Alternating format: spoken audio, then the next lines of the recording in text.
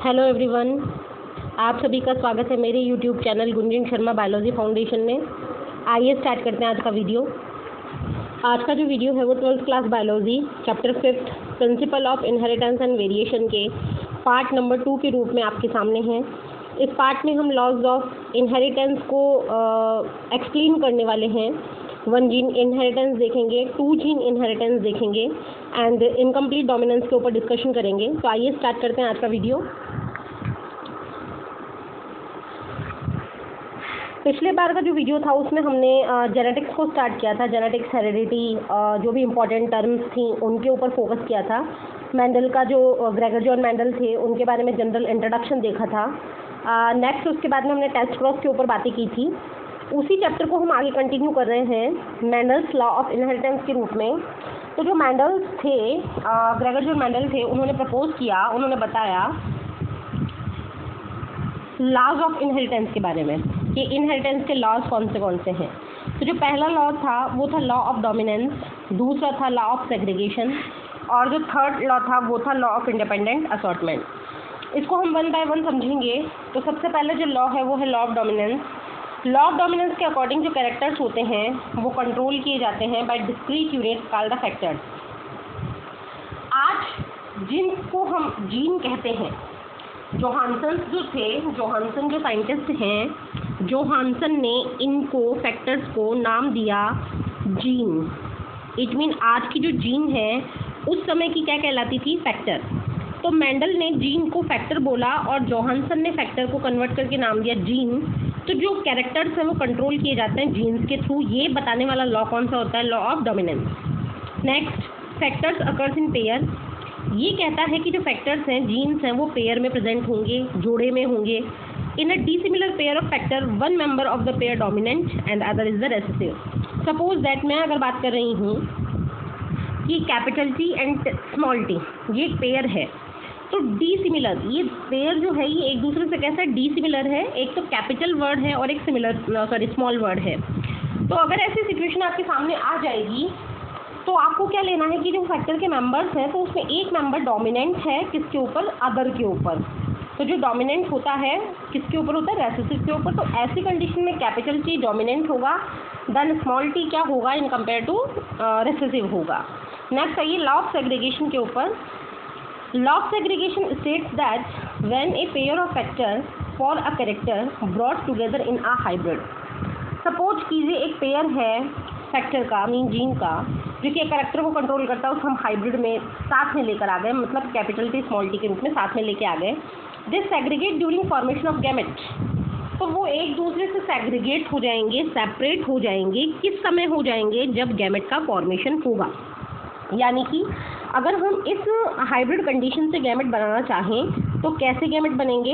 एक गैमेट ऐसा बनेगा जिसमें फैक्टर जाएगा कैपिटल टी और एक गैमेट ऐसा बनेगा जिसमें फैक्टर जाएगा स्मॉल टी।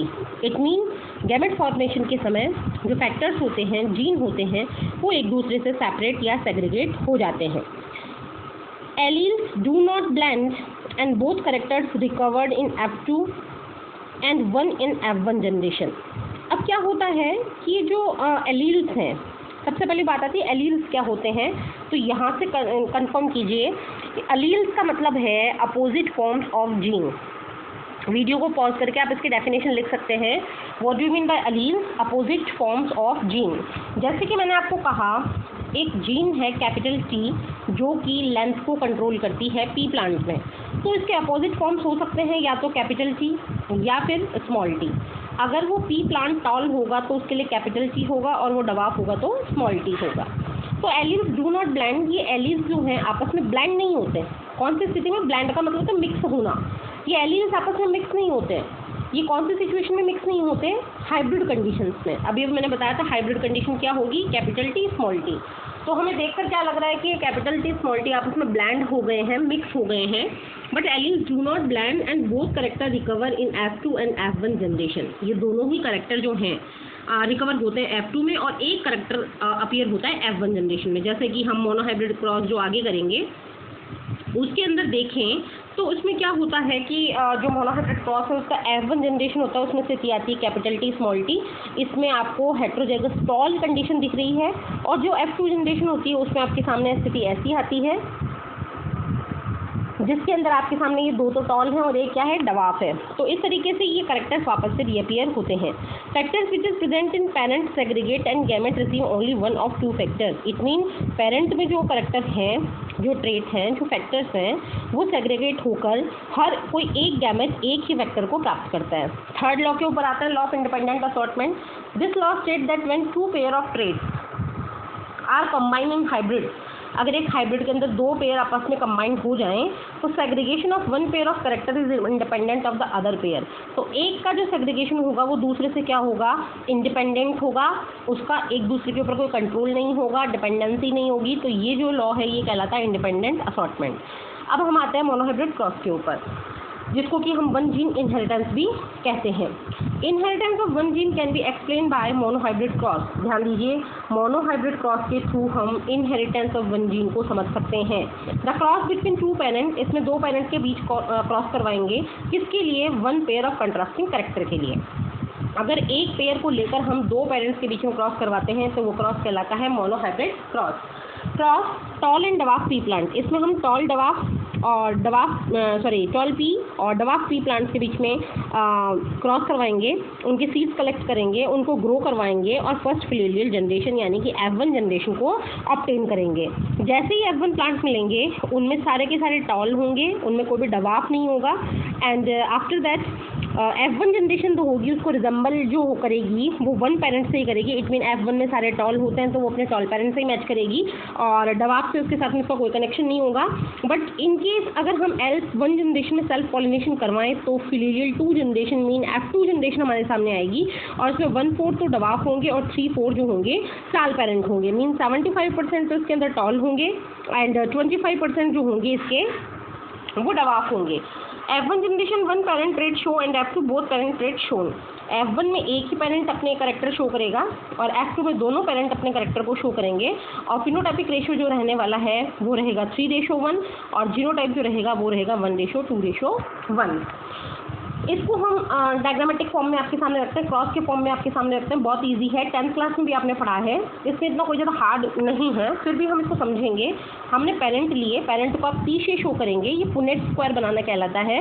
और पेरेंट जो है हमारे पास में है प्योर टाल और प्योर डवाफ, ये पी प्लांट के अंदर बात चल रही है। देन हमने इसके जीनोटाइप लिखे, तो प्योर टाल के लिए हम लिखेंगे इसको, प्योर टाल की जगह आप होमोजाइगस टॉल भी कह सकते हैं। तो होमोजाइगस टॉल के लिए स्थिति होगी कैपिटल टी और होमोजाइगस डवाफ के लिए होगी स्मॉल टी। जब हम गैमेट्स की बात करें तो ये दोनों सेम है, होमोजाइगोट्स हैं, तो इसमें से एक गैमेट आएगा, एक फैक्टर आएगा कैपिटल टी, और ये भी होमोजाइगोट्स हैं, होमोगैमेटिक हैं, तो इसमें भी आएगा स्मॉल टी। नेक्स्ट, अगर हम F1 जनरेशन लेते हैं, दोनों के बीच में क्रॉस करवाएंगे तो पहली जो कंडीशन बनेगी वो हाइब्रिड कंडीशन बनेगी, mean capital T small T. और कैपिटल टी स्मॉल टी में आपको जैसे कि समझ में आ रहा है, एक जो करेक्टर है वो तो डोमिनेंट है मीन कैपिटल टी, और दूसरा करेक्टर कैसा है, रेसेसिव है मीन स्मॉल टी। तो इसमें जो है सेल्फिंग होने के बाद सिर्फ एक ही करेक्टर शो होता है, वो होता है टॉल, और वो होता है हेट्रोजाइगस टॉल। यानी कि F1 जनरेशन के अंदर मोनोहाइब्रिड क्रॉस में ऑल कैरेक्टर्स कैसे होंगे, हेट्रोजाइगस टॉल। अब हम हेट्रोजाइगस टॉल के अंदर सेल्फिंग करवाएं तो जो हम गैमेट्स बनाने वाले हैं फीमेल, इधर तो हम फीमेल गैमेट लिखेंगे, यहाँ हम मेल गैमेट लिखेंगे। तो फीमेल और मेल गैमेट हमारे सेम है क्योंकि हमें F1 जनरेशन में ही सेल्फिंग करवानी है। तो इधर देखिए, first gamete capital T, then ये स्मॉल टी, फिर कैपिटल टी, फिर स्मॉल टी। अब ये कैसे किया, इसको हम थोड़ा सा साइड में और करके देख लेते हैं। पुनेट स्क्वायर को आप इस स्क्वायर को ऐसे भी बना सकते हैं, इसके 4 स्क्वायर खेल सकते हैं। ये कैपिटल टी, ये स्मॉल टी, फिर यहाँ कैपिटल टी, फिर ये स्मॉल टी। अगर हम इन दोनों को फ्यूज़ करें तो ये हो जाएगा कैपिटल टी। इन दोनों को करेंगे तो कैपिटल टी स्मॉल टी, इन दोनों को करेंगे तो स्मॉल टी, और इन दोनों को करेंगे तो कैपिटल टी स्मॉल टी। देखिए सेम हमारे पास में रेशोज़ आ गए हैं। ये हमारी F2 जनरेशन है और इसके बेस पे हमें 2 टाइप के रेशोज़ कैलकुलेट करने हैं, फर्स्ट फिनोटाइप देन जीनोटाइप। तो फिनोटाइप हमें टॉल और डवाफ के बेस पे देखना है। आप बताइए इसमें कितने टॉल होंगे, capital T tall, capital T small T tall, capital T small T tall and dwarf small T. तो हमारे पास में 75% tall and 25% dwarf. It mean इसका रेशो जाएगा 3:1। नेक्स्ट जो जीनोटाइप होता है वो प्योर टॉल, हाइब्रिड टॉल और प्योर डवाफ के बेस पे निकलता है, mean homozygous tall, heterozygous tall और होमोजाइगस डवाफ। तो देखिए यहाँ पर होमोजाइगस टॉल सिर्फ एक है, हेट्रोजाइगस टॉल 2 हैं, होमोजाइगस डवाफ 1 है। तो रेशो क्या जाएगा 1:2:1, यानी जीनोटाइप क्या होता है 1:2:1 होता है। तो इस तरीके से ये वन जीन इनहेरिटेंस है, जिसको कि आप मोनोहाइब्रिड क्रॉस भी कह सकते हैं। जो हमने 7 कंट्रास्टिंग कैरेक्टर्स की टेबल देखी है उसमें मैंने एक कैरेक्टर ले लिया है हाइट ऑफ स्टेम, बाकी 6 कैरेक्टर जो हैं बचे हुए उनको आप इसके ऊपर फॉलो कीजिए, टेबल बनाइए, यूनिट स्क्वायर बनाइए, बार बार में क्रॉस कीजिए। इस तरीके से आप इनके ऊपर प्रैक्टिस करेंगे तो जेनेटिक्स बहुत ज़्यादा इजी होगी। एंड 12th में काफ़ी ज़्यादा स्कोरिंग पोर्शन है जेनेटिक्स का, जितने भी कॉम्पिटिटिव एग्जाम्स होते हैं उसमें भी ये स्कोरिंग पोर्शन है, तो आपको इसके ऊपर ज़्यादा से ज़्यादा प्रैक्टिस करने की नीड है। नेक्स्ट हम देख रहे हैं डायहाइब्रिड क्रॉस। तो डायहाइब्रिड क्रॉस में भी सेम, पहले हम थ्योरी की बात कर लेते हैं। ये जो क्रॉस है ये 2 पेरेंट्स के बीच में है और डिफरेंट रूप में 2 पेयर्स हैं इसमें कॉन्ट्रास्टिंग कैरेक्टर्स के। मोनोहाइब्रिड में तो 1 कैरेक्टर था, इसमें कितने कैरेक्टर हैं 2, इसीलिए इस क्रॉस का नाम हुआ डायहाइब्रिड क्रॉस। ये जो डायहाइब्रिड क्रॉस है ये 2 जीन इनहेरिटेंस को आसानी से एक्सप्लेन करेगा। इससे हमें ये पता लगेगा कि 2 जीन जो होते हैं वो एक साथ में कैसे आगे से आगे इनहेरिटेंस करते हैं, ट्रांसफ़र करते हैं। इस क्रॉस में हम राउंड और येलो सीड्स लेंगे, उनको क्रॉस करेंगे रिंकल और ग्रीन के साथ में, और जैसे ही हमें F1 जनरेशन मिलेगी तो F1 जनरेशन में मिलेंगे राउंड एंड येलो, यानी ये डोमिनेंट जो होंगे, राउंड और येलो डोमिनेंट होते हैं रिंकल और ग्रीन के ऊपर। अगर हम सेल्फ पॉलिनेशन करवाएं F1 के अंदर तो हमें F2 मिलेगी, और F2 के अंदर हमारा जो फिनोटाइप आएगा वो आएगा 9:3:3:1, मोस्ट इंपॉर्टेंट कीजिएगा। और जीनोटाइप जनरली आपसे पूछा नहीं जाता, फिर भी कॉम्पिटिटिव एग्जाम्स के तौर पे बहुत इंपॉर्टेंट है, तो उसको हम याद करेंगे 1:2:2:4:1:2:1:1। तो इस तरीके से डायहाइब्रिड क्रॉस है। अब हम इसका थोड़ा स्क्वायर देख लेते हैं कि पुनेट स्क्वायर किस तरीके से बनाया गया है। तो देखिए यहाँ पर हमने पहला जो पेरेंट लिया, पेरेंट हमारे पास में है येलो एंड राउंड। येलो के लिए हमने कंडीशन ली कैपिटल वाई क्योंकि डोमिनेंट है, और राउंड के लिए हमने लिया कैपिटल आर। नेक्स्ट पेरेंट हमारा है रिंकल एंड ग्रीन। तो रिंकल के लिए हमने लिया स्मॉल वाई, और ग्रीन के लिए हमने लिया स्मॉल आर।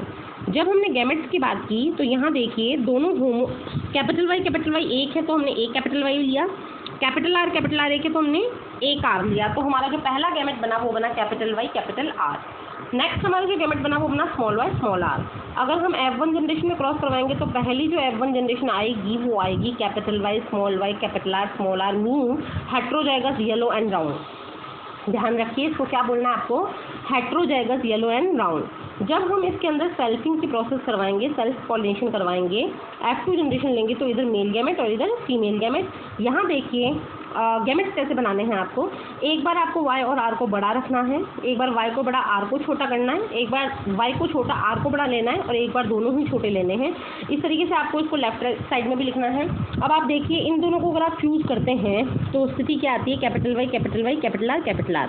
इन दोनों को क्रॉस करते हैं capital Y capital R small R, ऐसे इसको ऐसे इसको, नेक्स्ट ऐसे ऐसे, इस तरीके से ये आपका पूरा टेबल बनता जाएगा।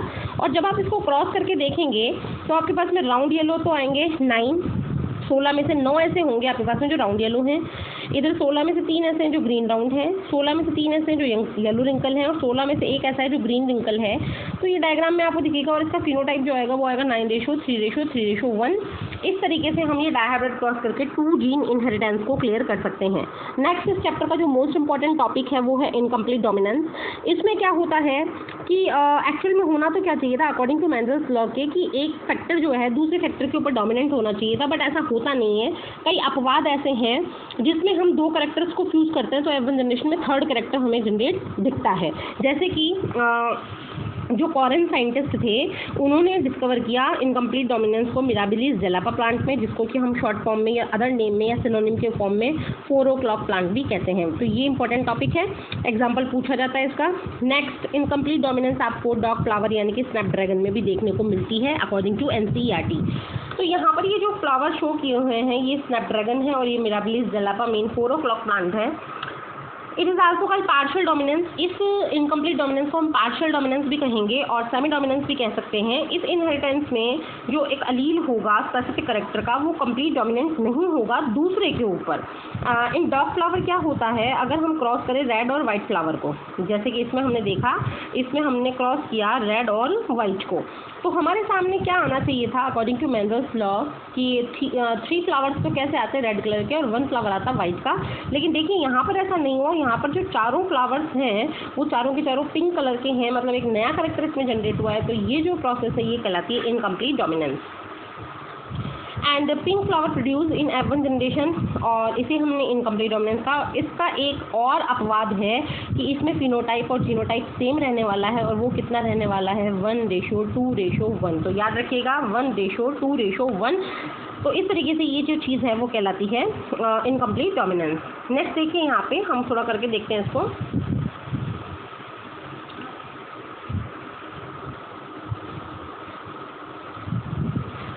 जो हमारे पास में सबसे पहले रेड फ्लावर है, तो रेड के लिए अगर हम ले लें कैपिटल आर। दूसरे तो हमारे पास में वाइट फ्लावर है, उसके लिए हमने लिया स्मॉल आर। अब हम इसकी गैमेट बनाएंगे तो इसका लेंगे आर और इसका लेंगे स्मॉल आर। F1 जनरेशन अगर हम देखेंगे तो ये होगी कैपिटल आर स्मॉल आर, जो कि डिनोट करेगी पिंक को। ये हमारी F1 जनरेशन है। इसके बाद में हम सेल्फ पॉलिनेशन अगर इसमें करवाते हैं तो कैसी स्थिति बनेगी सेल्फ पॉलिनेशन करवाने के बाद। ये हमने पुनेट स्क्वायर बनाया और इधर हमारा कैपिटल आर है, इधर हमारा स्मॉल आर है, इधर हमारा कैपिटल आर है, इधर हमारा स्मॉल आर है। तो पहला जो कंडीशन बनेगा वो कैपिटल आर। दूसरी कंडीशन बनेगी कैपिटल आर स्मॉल आर। तीसरी कंडीशन बनेगी कैपिटल आर स्मॉल आर, और नेक्स्ट बनेगी स्मॉल आर। तो देखिए इधर 1 capital R, 2 capital R small R और 1 स्मॉल आर। तो इस तरीके से ये जो स्थिति होगी ये कहलाएगी फिनोटाइप। इसमें कितना आता है 1:2:1, और जीनोटाइप भी कितना आता है 1:2:1। इस तरीके से ये जो एग्जाम्पल है, मतलब एक तो इसमें रेड होगा, एक इसमें वाइट होगा, और 2 इसमें कैसे कलर आएंगे, पिंक कलर आएंगे। इसमें आपको सारे पिंक दिखा रखे हैं, बट यहाँ पर अगर हम बात करें तो इसमें हमें एक रेड मिलेगा, 2 पिंक मिलेंगे और एक कैसा मिलेगा, वाइट मिलेगा, जो कि आपको इसमें से आसानी से दिख रहा है। तो इस तरीके से ये इनकम्प्लीट डोमिनेंस है। मोस्ट ऑफ चीज़ें हमने आज के वीडियो में कवर की हैं, जैसे कि हमारा 1 जीन इनहेरिटेंस है, 2 जीन इनहेरिटेंस है, लॉज ऑफ इनहेरिटेंस है, इनकम्प्लीट डोमिनेंस है। आगे भी जाकर इस चैप्टर में बहुत ज़्यादा इंपॉर्टेंट चीज़ें हैं जिनको हम नेक्स्ट वीडियोज़ में डिस्कशन करेंगे। तब तक के लिए आप चैनल से जुड़े रहें और अपने जो भी फीडबैक्स हैं वो कमेंट सेक्शन में लिखकर मुझे ज़रूर बताएं, और वीडियो को ज़्यादा से ज़्यादा लाइक और शेयर करें, और ज़्यादा से ज़्यादा पढ़ाई करते रहें, चैनल के थ्रू जुड़े रहें, और ज़्यादा से ज़्यादा प्रैक्टिस करें ताकि जेनेटिक्स आपको इजीली समझ में आए। तब तक के लिए हैव अ नाइस डे।